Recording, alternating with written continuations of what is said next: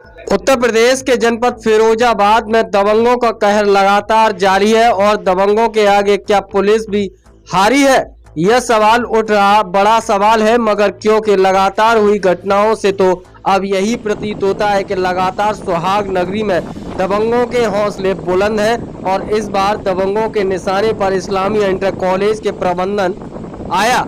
मारपीट की पूरी वारदात सीसीटीवी कैमरे में हुई कैद। पूरा मामला जनपद फिरोजाबाद के इस्लामिया इंटर कॉलेज से जुड़ा है, जहां पर इस्लामिया इंटर कॉलेज प्रबंधन स्टैंड के लिए टीन शेड डालने की तैयारी कर रहा था। इतने पर ही दबंगों ने आकर मारपीट शुरू कर दी। बीच बचाव करने वाले समाज सेवी एवं राजनीतिक नेताओं को भी नहीं बख्शा। मारपीट किया वारदात सीसीटीवी कैमरे में हुई कैद, जिसके बाद इस्लामिया इंटर कॉलेज के प्रबंधन ने आज प्रेस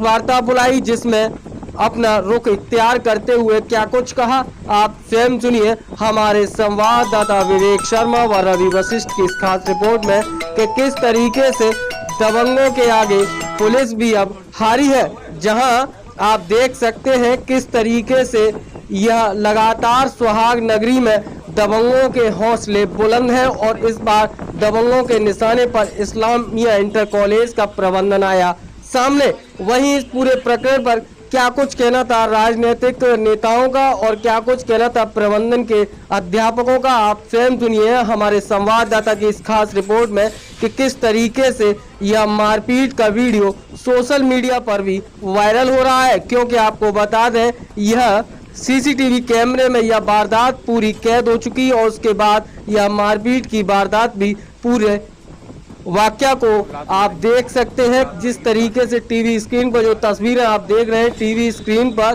के वह सीसीटीवी फुटेज की तस्वीरें आपको साफ तौर पर बयां कर रही हैं किस तरीके से दबंगों के हौसले बुलंद हैं और इसके आगे पुलिस भी नतमस्तक दिखाई देती है। वहीं इस पूरे प्रकरण पर क्या कुछ कहना था आप स्वयं सुनिए। ब्यूरो रिपोर्ट UB24 जनपद फिरोजाबाद से एक विशेष रिपोर्ट।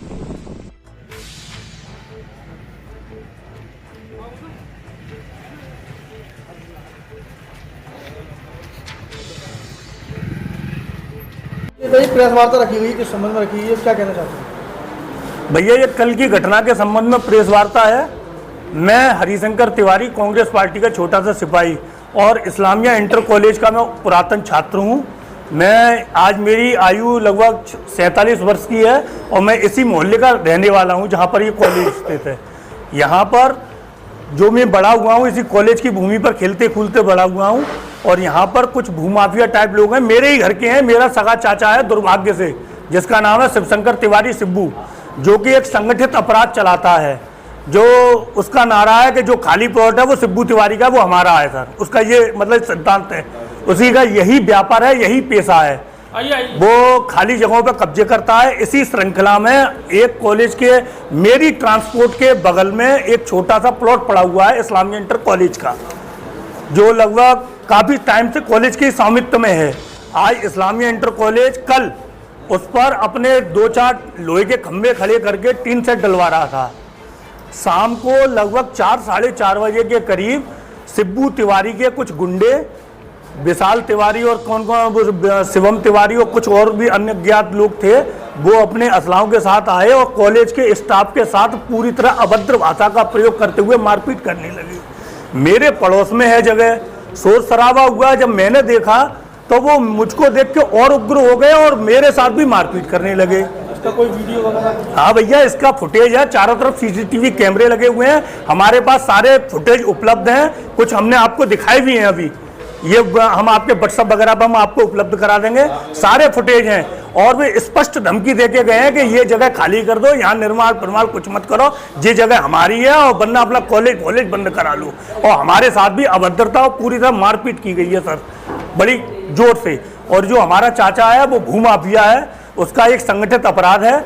एक आपकी मीडिया जगत से आप बुरा ना माने, आपकी मीडिया जगत से ही एक व्यक्ति है सुधीर शर्मा और एक है श्याम मुंशी, जो बसीका 90 वो तहसील में बैठता है कातिब। वो कागज पढ़ के जगह में चक्कर डाल देता है, किसी भी जगह में नुक्से निकाल देता है। मेरा चाचा रिवॉल्वर पिस्तौल दिखा के उन लोगों को डरा धमका जाता है। वे लोग अब कहाँ जाएंगे? पुलिस के पास। तो पुलिस पर सुधीर शर्मा वो आपका मीडिया का प्रभाव दिखा के और अधिकारियों को सेट कर देता है। वे लोग भूमाफिया लोग अरबों खरबों में संपत्तियां कमाते हैं, तो वो अधिकारियों को अपना सेट कर लेते हैं, उनके नखरे झेलते हैं। तो जो वरिष्ठ अधिकारी हैं हमारे जिले के बहुत से, वो उनके कुकर्मों पर पर्दा डालते हैं, उनके आरोप मतलब जो वे कार्य करते हैं उनको ढांकते हैं और उनके फेवर में ही कार्य करते हैं और पीड़ित को वो ऐसे घटना हुई है जिसमें शुभ तिवारी के दोनों जो बच्चे हैं वो गुंडों को लेकर आए और धमकाया। हमारा जो चौकीदार है उसको धमकाया गया और काम को पूरी तरह से रोका गया। फिर हमारे जो स्टाफ थे उन्होंने फ़ोन किया, पुलिस आई, उन दोनों को पकड़ के ले गई। हालांकि ये सुना गया है कि उन दोनों को छोड़ दिया गया है। यानी हमारी खुद की भूमि है और हम अपनी खुद की भूमि के अगर कोई कंस्ट्रक्शन काम करा रहे हैं तो उसमें भी अगर बीच में इस तरह की भूमाफिया आएंगे तो किस तरह से कार्य चलेगा। और फिर ये स्कूल एक ऐसा विद्यालय है जहाँ पर हर जाति धर्म के बच्चे पढ़ते हैं और विद्यालय की भूमि है, सार्वजनिक भूमि है, किसी की पर्सनल नहीं है। और विद्यालय की भूमि पर इस तरह से होना ये बड़े दुख की घटना है और हम ये चाहते हैं प्रशासन से, हालांकि हम लोग सभी लोग मैनेजमेंट के हमारे सभी साथी डीएम साहब से भी इस मामले में शिकायत की है, लिखित रूप में उनको दिया है। एसपी सिटी साहब से भी हम लोग मिले, उन्होंने हमें आश्वासन दिया है। एडीएम साहब को उन्होंने फ़ोन किया था और ये कहा था कि एक कमेटी हम बिठाते हैं और इसकी जांच करके तुरंत इस पर निर्णय लेंगे। और उन्होंने ये भी रिक्वेस्ट हमसे किया कि भाई काम को फ़ौरन रोक दीजिए। हमें अफसोस हुआ कि भाई काम हमारी अपनी ज़मीन खुद का, हम अपना खुद का निर्माण करवा रहे हैं और उस काम को रोका जा रहा है, बड़े अफसोस की बात है। तो थोड़ा सा प्रशासन से हम ये रिक्वेस्ट करेंगे आप लोगों के माध्यम से कि प्रशासन भी इस मामले में एक कड़ा संज्ञान ले, क्योंकि इस तरह से भूमाफिया किसी की भूमि पर इस तरह से कब्जा करने आएंगे तो वो भी विद्यालय की एक शिक्षा का मंदिर में इस तरह से करेंगे तो कैसे काम चलेगा। समाज में इस तरह का अगर व्याप्त होगा, भय व्याप्त होगा, क्योंकि धमकी भी दी गई है।